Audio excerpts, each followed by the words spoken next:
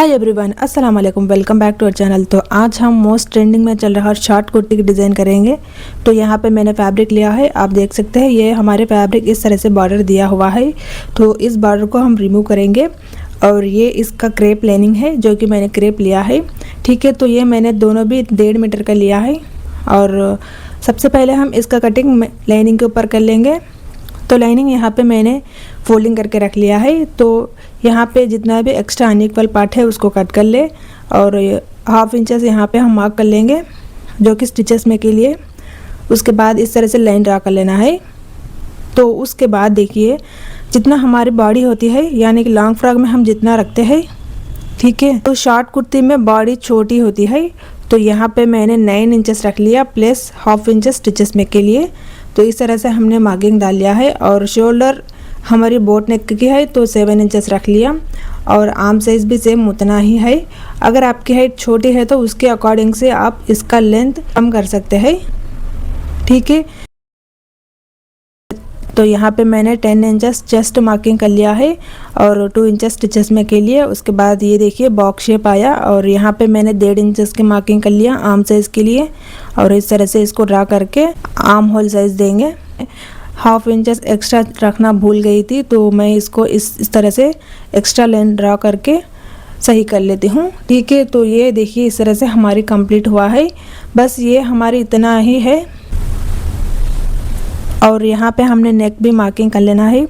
तो शोल्डर है ये हमारे 3 इंचेस, अगर आप चाहे तो इसको 2.5 इंचेस भी रख सकते हैं। थोड़ा सा एक्स्ट्रा चाहिए तो मैंने इतना रख लिया। और इसको देखिए हमने कट कर लिया है। तो अब इसको हम मेन फैब्रिक के ऊपर रख के कट कर लेना है। तो उससे पहले देखिए हमारे फैब्रिक ये इस तरह से है। तो हम क्या करेंगे, इस बॉर्डर पार्ट को निकाल लेंगे।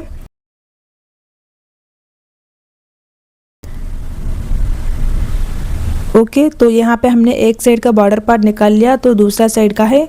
तो दूसरा साइड का भी हमने इसका कट कर लेना है,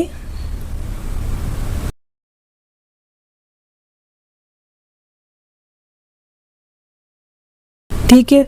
तो यहाँ पे मैंने कट कर लिया और यहाँ पे आप देख सकते हैं इसका जो फैब्रिक है इस तरह से उल्टा और सीधा है। तो यहाँ पे हम सीधे तरफ इस तरह से मार्किंग कर लेना है या फिर उल्टे तरफ मार्किंग कर ले, ठीक है। तो यहाँ पे मैंने उल्टा तरफ मार्किंग कर लिया। और इसके लेंथ जो आप देख सकते हैं, इसके लेंथ विड्थ वाइज है।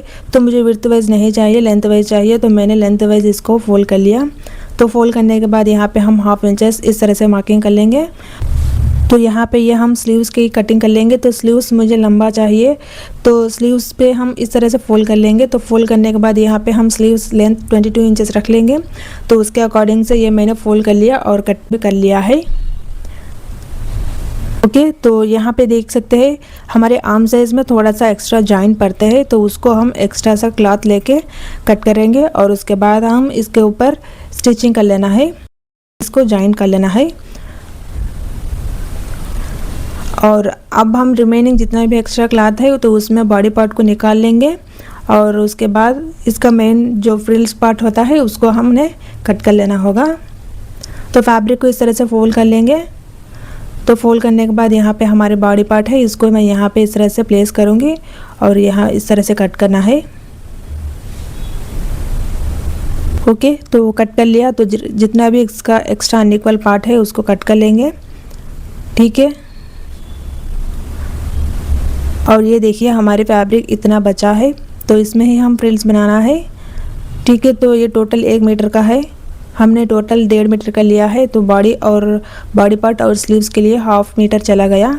तो ये देखिए इस तरह से हमने इसका विड्थ वाइज ये हमारे 1 मीटर का है और लेंथ जितना हमें शॉर्ट चाहिए उतना हमने इसका रख लेना है। और उसके अकॉर्डिंग से ये लाइनिंग भी हमने कट कर लेना है। मतलब लाइनिंग जो है हमारी क्रेप सिल्क, तो इसको हम थोड़ा सा ऊपर रख के कट करेंगे और मेन फैब्रिक के 2 इंचेस के ऊपर रख के कट कर लेना है। और विड्थ वाइज भी हमने इसको 1 मीटर नहीं, बस 80 पॉइंट्स इस तरह से रख के कट कर लेना होगा। तो ये देखिए इस तरह से हमारी कटिंग कंप्लीट हो चुकी है। और यहाँ पे जितना भी एक्स्ट्रा पार्ट आएगा उसको हम फोल्ड करेंगे और या फिर आप इसको कट भी कर सकते हैं। तो मैंने कट कर लिया। तो इस तरह से ये हमारी कटिंग कंप्लीट होती है। तो अब हम इसकी स्टिचिंग देखेंगे।